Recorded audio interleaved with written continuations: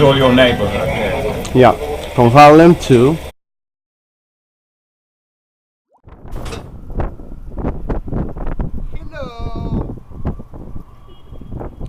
It's my last book.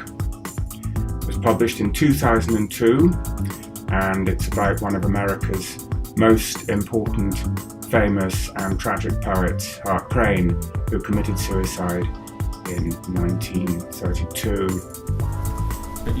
You are charming, Alex. Thank you.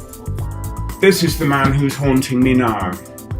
I began this book straight after that one, 2002, and here he is. I hope you can see clearly. What's important about Carl van Vechten is, and unique, is that he brought together two huge parts of the American 20th century story. One is the very early days of civil rights, black awareness, black art, black culture, as embodied principally by Harlem. Okay, Harlem came into being because they wanted to build property, make money, the usual New York story. Simultaneously, World War I, shortage of manpower in the north because people went to Europe to fight. Blacks fled north, and they settled particularly in Harlem because there was a lot of empty housing stock, and people discovered if they just charged them more, they'd let blacks live there. And that's what happened. That's how Harlem became a black metropolis, the first black city in the world. Scott Fitzgerald, Eugene O'Neill, George Gershwin, major figures in American 20th century culture. I don't get the, what you say in relations is like friendship. Yes. Okay, so we have this guy, friends, and then we have guys that were lovers. Yes.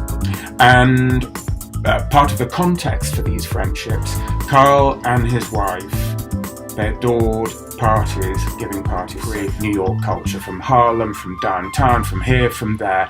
They came together, and don't forget, at this time, blacks didn't mingle in white houses. Carl began by being a closet case. By the early 1920s, everybody knew because he was going around with men.